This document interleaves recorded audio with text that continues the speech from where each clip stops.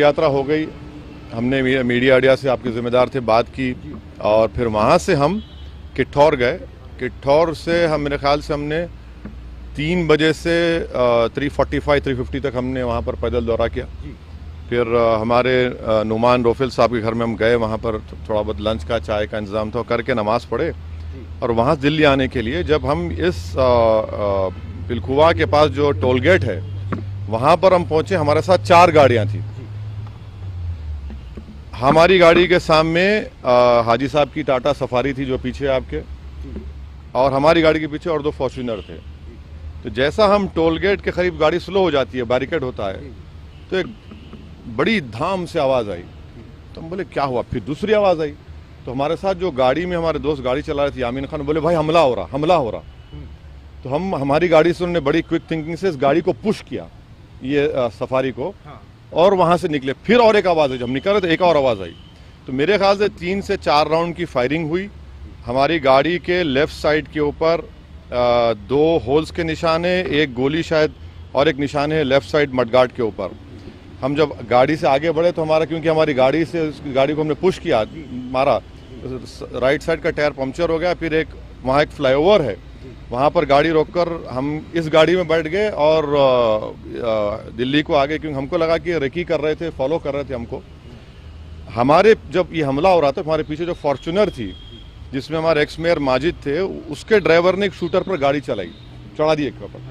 जो red hoodie पहना था, 2 लोग थे, रेड हुडी पहना था, एक वाइट जैकेट। तो जो रेड हुडी पहना हुआ था उसके ऊपर गाड़ी चलाई, उसके पैर पर चलाई, वो गिरा। तो जो वाइट जैकेट पहना था वो उल्टा उन 2 फॉर्च्यूनर पर गोली चलाया। तो अब हमारी थोड़ी देर पहले एडिशनल एसपी वहाँ से जो हैं जिम्मेदार, उनसे बात की। उन्होंने कहा कि हाँ सर, आर्म्स जो इस्तेमाल है वो भी मिला, हथियार भी मिला, और एक शूटर पकड़ा भी गया। तो हमारी इलेक्शन कमीशन ऑफ इंडिया से ये गुजारिश है कि इसकी इंडिपेंडेंट जांच करवाई जाए, और ये कौन है लोग, किसका दिमाग है इसके पीछे, और आखिर क्यों ये हमला हुआ, किसने ये कॉन्स्पिरेसी की, ये जानना बेहद ज़रूरी है। सुनिए, और हम स्टेट गवर्नमेंट और मोदी गवर्नमेंट दोनों से ये कह रहे हैं कि ये इनकी जिम्मेदारी है कि वो इंडिपेंडेंट जांच करवाएं, और इसके पीछे दिमाग किसका है। आखिर ऐसे कैसे हो सकता है कि टोल गेट के ऊपर ये लोग 4-4 राउंड फायरिंग एक सिटिंग एमपी के ऊपर करते हैं। हम तो अल्हम्दुलिल्लाह कुछ नहीं हुआ, हमको खैरियत से हैं, मगर अल्लाह बचाना जब चाहता है तो कोई कुछ नहीं कर सकता।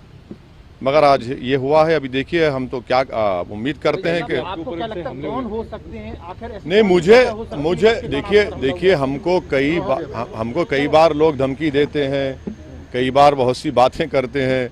प्रयागराज में जो धर्म संसद हुआ वहाँ पर भी हम पर काफ़ी गालियाँ दी गई, और फिर हमारे घर पर अभी हम कई मरतबा हमला हुआ। तो अब ये सरकार का काम है कि इंडिपेंडेंट जांच करवाएं और इसका सही तरीके इनको पकड़ा जाए। पार्लियामेंट अभी चल रहा है, पार्लियामेंट में भी ये क्वेश्चन उठाना चाहेंगे आप, बात करना चाहेंगे? जरूर, पार्लियामेंट है, स्पीकर साहब से मिलेंगे, स्पीकर साहब से बात करेंगे। हम इलेक्शन कमीशन को भी लेटर लिख रहे हैं, और सरकार जो स्टेट गवर्नमेंट और सेंट्रल गवर्नमेंट से भी करेंगे।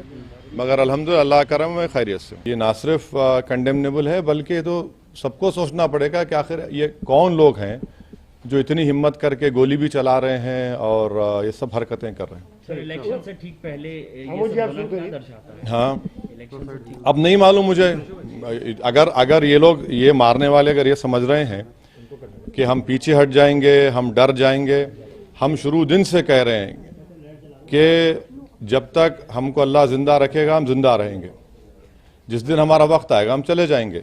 मगर इस तरह के बुज़दिली की हरकतों से, इस तरह से गोली चलाने से हमारे ना हौसले और हिम्मत में कमी आएगी, बल्कि इंशाल्लाह और हौसले हिम्मत बढ़ेगी। और हमारा मानना है कि जब अल्लाह बचाना चाहता है, मगर ये कौन ताकतें हैं और कैसे उत्तर प्रदेश में ये इस तरह की हरकत हो रही है, ये तो जनता को भी देखना है।